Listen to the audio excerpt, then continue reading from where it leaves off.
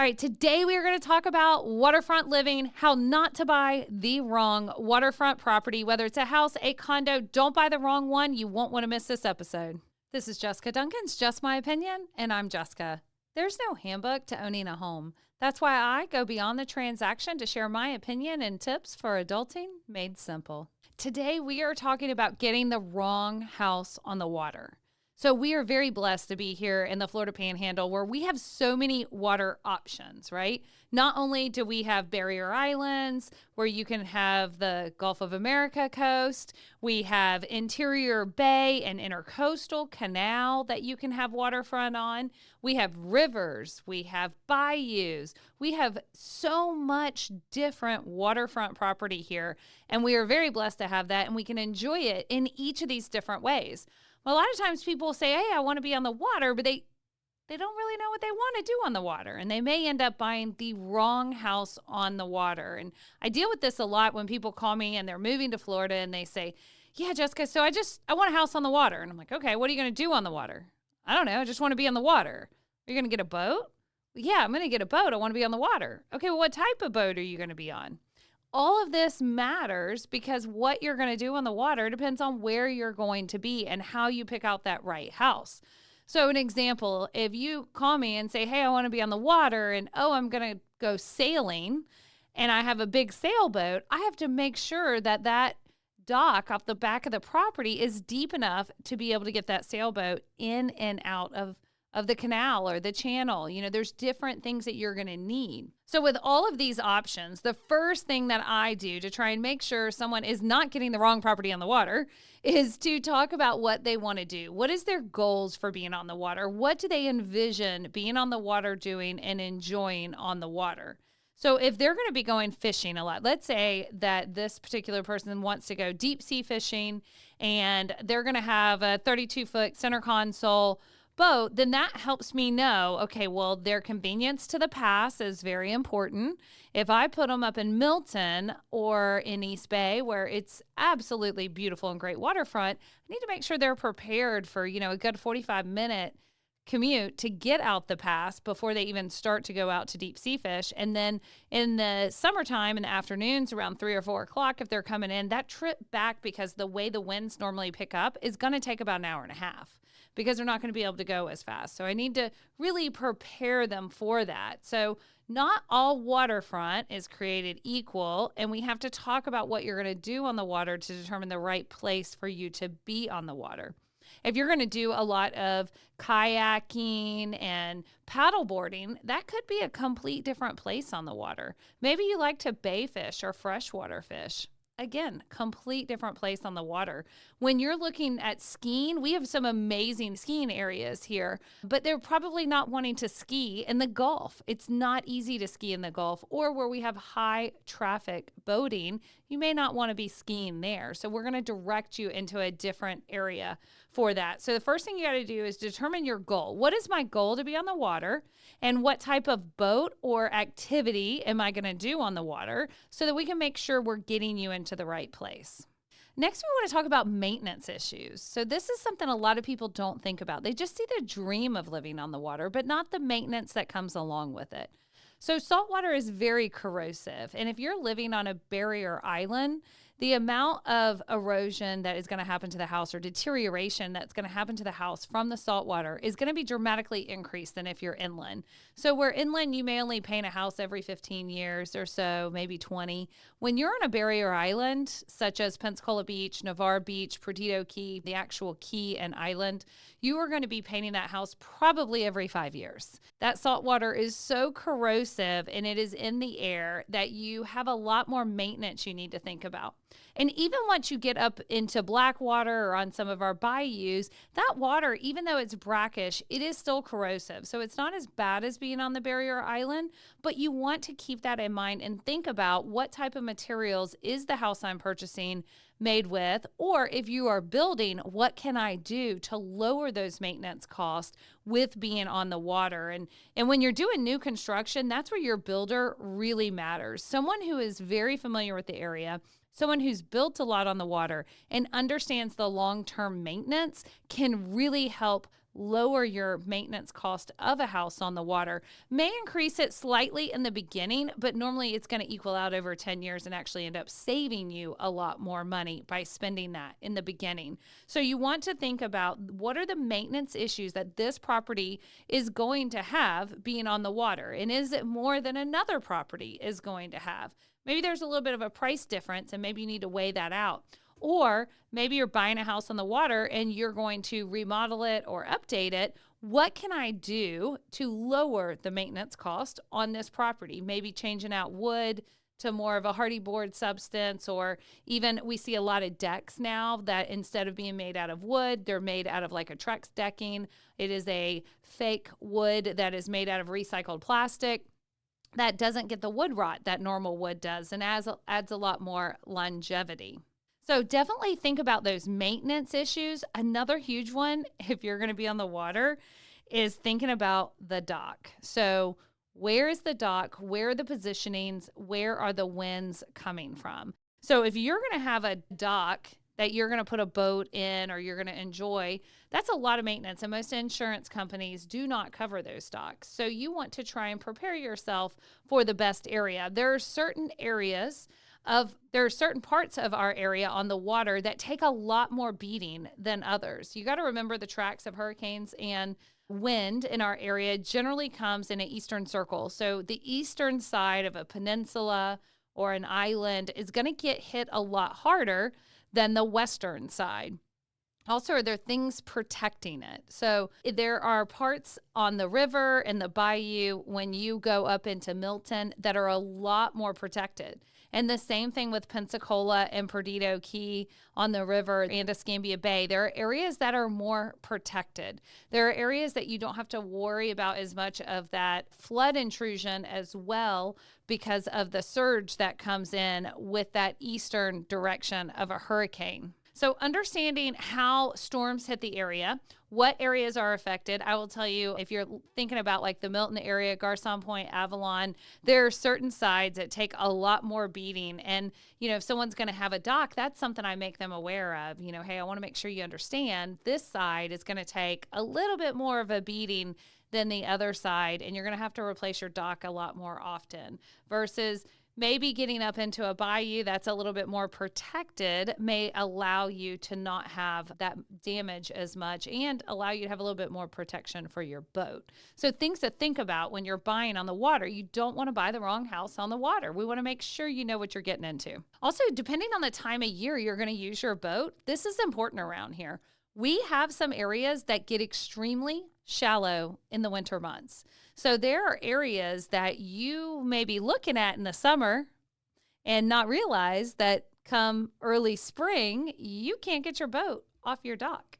You don't have deep enough water to even be able to lower the boat down and get it off the dock. So you want to think about that. And that's where an expert who really knows our area is going to help you. I grew up on these waters and I understand them. My grandfather, I went shrimping with a lot. Sometimes I joke and know the waterways better than the streets here, but I know our waterways really well. And there are these areas that you want to be cautious of. If you are someone who is going to want to really start that summer off in early spring and maybe start taking that boat out in February, because sometimes here in February we can. I've been on the boat on Christmas Day in a bathing suit, maybe not in the water, but in a bathing suit. So we definitely have some years that we can really enjoy that water. And if that's going to be you and you are in certain areas, you may not be able to get your boat out. So we want to make sure we understand your usage and guide you in the right direction. Let's talk about buying on a barrier island versus buying inland. So these are two very different things. So a barrier island would be like Pensacola Beach, Navarre Beach, or Perdido Key, the actual key. So those are islands that are on the Gulf of America, but you have to go across a bridge to get to inland, right? To connect to Gulf Breeze or Navarre or Pensacola. So when you're on a barrier island, insurance is completely different. Financing is completely different. Financing can be very hard on a barrier island, and some people don't understand that, but it is out there a little bit more. Got a little bit more risk, but man, does it have some amazing views. So it's one of those situations you're giving up a little to get something, and it is paradise. I mean, we do live where most people vacation.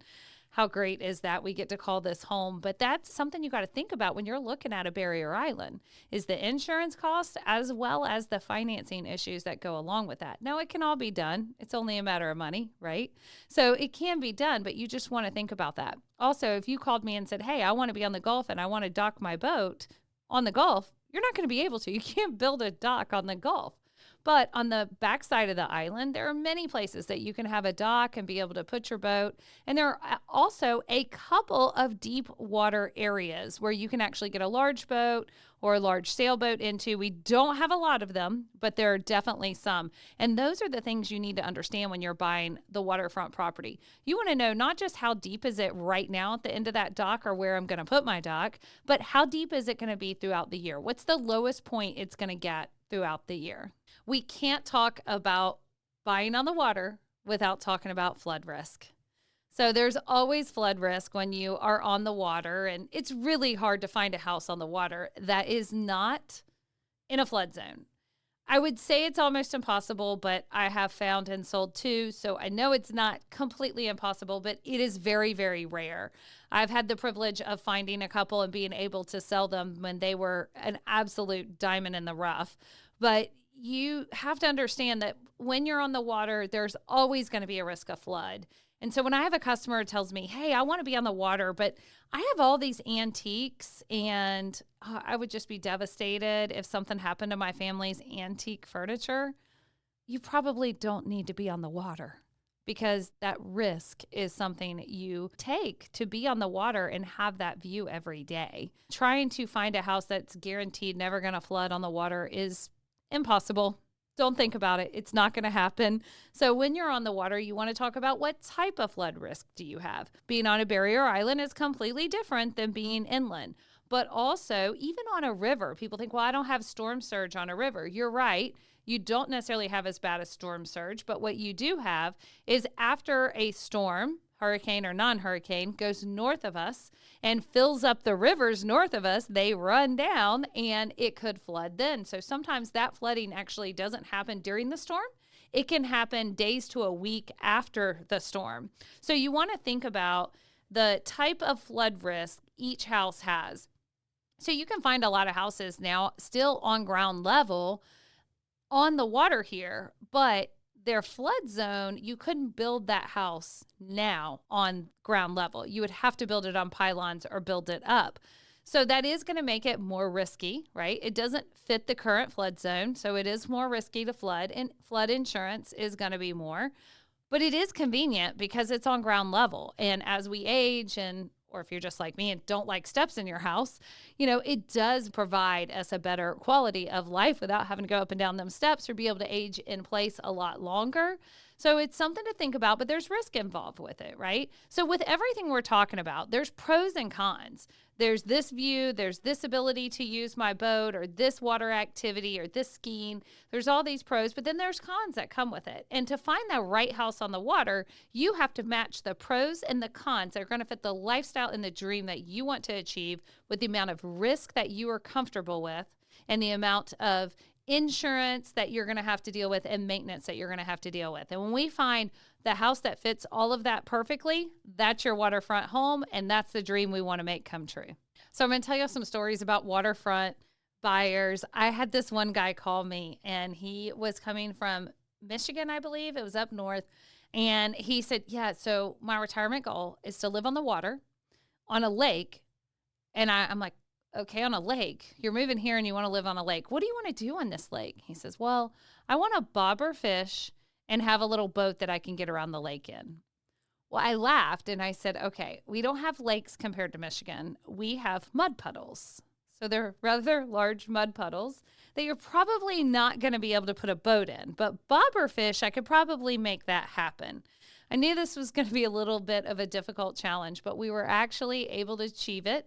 We do have a couple of lakes here, and there is actually one body of water that is a large lake that you can put a boat in, but it doesn't go out to the intercoastal or the bay or anything like that. It's sort of strange. It's landlocked. There's one area. We were able to find him exactly what he wanted on the water, where he got to retire and bobber fish every day. And he is loving it. So there are different styles of water that we've walked the customer through to try and make sure we're getting you exactly what you want. And sometimes people don't know. So let's talk about the beach and the views. So this is a whole nother situation. So when people are looking at waterfront condos or houses, on mainly condos, but condos on the barrier islands, Pensacola, Navarre, even some inland. We don't have a lot of condos inland, but we have a couple, and even the Key. So you're looking at a condo, and maybe you're looking at some place like Portofino or Beach Club, or all the comparing the different ones on the islands. So you're looking at them and you're thinking, well, wait a minute, this one complex, I can have 5 different views. Which view do I want? And a lot of people get caught up with the inside of the unit. When we're looking at condos, what I look for is the view. I want to narrow down, what view do you want and where can I get that view for you? And what amenities do you want in that condo, right? So I need to know what amenities and what view. I don't care what the inside looks like. We can change the inside. The wallpaper, the flooring, the paint, that's all simple. The cabinets, all that can be changed. What cannot be changed on waterfront property is the view. And in a condo, the amenities normally don't change. So one complex offers some stuff that another one will not, and vice versa. So I want to know, what do you want in this condo? What is this view? Don't get caught up on what color cabinets it has. Get caught up on what view it has, because that is very different and hard to change. Are these customers who I absolutely love? They're the sweetest people ever. They came here from Omaha, Nebraska. And they said they wanted to buy a condo with a water view. Not quite retiring, but getting closer to retirement, kids out of the house. They wanted a condo with a water view on Pensacola Beach. So they really thought they wanted a Gulf view. And the more I got to know them, I said, I know you said you wanted a Gulf view, but you're really about relaxing. And in a stage in your life, they had some high stress jobs. When they get home, they wanted to decompress. I said, I got a view I want to show you, because a lot of people come here with this mindset of, I have to have a Gulf view, which can be absolutely beautiful. Don't get me wrong, it is. But some of my favorite views on our islands are not the Gulf view. So I took them to this beautiful view that overlooked an estuary and the intercoastal canal. And it backs up to a protected area. So when they sat on their back porch, when they sat on their back balcony and looked out, all they saw was this beautiful estuary that was absolutely peaceful. They saw the intercoastal canal with boats going by in the distance. The water's blue-green. You can see the dolphins swimming in the morning and in the afternoon feeding, but you didn't see any other people. It was very secluded feeling. And, our beach isn't secluded. So to have a secluded area on the beach, they fell in love. They were like, you were absolutely right, Jessica. We thought we wanted a Gulf view. Come to find out, that is not what they wanted. And I run into that a lot. People automatically think they want the Gulf view. Don't be afraid to check out other views. Tristan Towers, I love Tristan Towers. It's one of the complexes I really like here as well. I helped a client of mine buy one of their units on the 14th floor, and it has this beautiful view of the intercoastal and the bay meeting together, and it is just absolutely beautiful. And that leads me to talk about sunrise and sunsets. So think about that view that you want to when you're looking at a condo. Some people think they want a sunrise view, and some people think they want a sunset view. I will tell you, as a local who's from here, a sunrise view is a lot more enjoyable, and you will probably get more use out of it. A sunset view sounds romantic and great, and people think it's wonderful, but let me tell you reality what happens. It's August, it's hot, the sun is setting, and no matter how cold your drink is, you can't stand to sit out there and watch the sun set. So that is the reality of a sunset view. So you want to think about that. A sunrise view, you're probably going to get a little bit more enjoyment out of, but hey, to each his own. I do joke and say condos are like underwear. We all like a different shape. It's what shape you like. We got to find the right one. And that's what we try and do, is really figure out what's important to you. Some of our condos have actual beaches on them. They have like private beaches or a private, because our beachfront is not private. But some of them, like Tristan Towers, at the backside actually has a beach on property on the intercoastal. It's perfect for, young kids that you don't have to worry about the big waves crashing, things like that. Also, some of them actually have docks that you can own a boat slip at the back of and be able to park your boat. So if that's important to you, we can definitely make sure you have that. Sometimes, you know what? You're on a budget and you just want to get on the island where you feel like you're living in a vacation lifestyle and you really don't care about the view. It's just getting you out there, and that's okay as well. So when you're looking at condos, remember, the view is what matters and the amenities that the condo offers. The inside can completely be changed. And I will say the other thing that can matter on a condo is what you're going to do with it. Are you just going to live in it? Are you going to use it? Or are you going to short-term rental it? If you're going to do any type of short-term rental, you really need to understand the HOA rules, the guidelines. Some of them have limitations on days. Some of them have to be a minimum of 7 days. We actually have towers that don't allow any short-term rental, so nothing less than 6 months or a year. So you want to make sure you understand that. And that leads me to talk about understanding the financials of a condo. So when you're looking at that condo, not only do you want to understand the rules and the regulations, but you also want to understand the strength of it, the financials of it, when their assessments are, how often they have assessments. So it's not uncommon around here to have an assessment because of a hurricane, right? When we have a major hurricane, that's pretty common. But what you don't want is an association that is constantly having assessments. We've got some that I swear they redo the stucco on the outside. It seems like every 2 years. It's just a constant issue. So you want to make sure you understand that particular complex, what the negatives are about it, and what the upcoming expenses could be. And are there any deferred maintenance that's been being done that hasn't been taken care of? That is, maybe there's deferred maintenance that they're going to have assessments coming up for. So part of buying a condo, we're going to make sure you get those financials and you read the last year's meeting notes to know what you're getting into. But that's where you can buy the wrong waterfront property. You could buy a condo just to get hit with a $20,000 assessment the next 3 months after you buy it. Can you imagine? That would be awful, right? So we're going to make sure you know going into it what that complex's financial stability is. So make sure you do not buy the wrong waterfront property. You want to make sure you understand your goals, your risk with it, your flood risk, the maintenance cost, whether it's a condo, a house. Understand what you are getting into, and we'll definitely make sure you get that right property. So I always like to do a home hack, and a home hack is just something that makes your life easier, more enjoyable, something related to the home. And since today we are talking about waterfront property, my home hack is going to be my favorite app for the weather. It's called Windfinder. And I know a lot of people use some of the other apps, but what Windfinder does, and the reason why I like it, is because when I'm going to enjoy the day on the water, I want to know wind speeds. I want to know when the wind's going to pick up, even what direction the wind is coming from, because that can affect what part of the water we enjoy. We had jet skis for a couple years. We're normally more of a boat people, but we did venture off and get some jet skis for a couple years.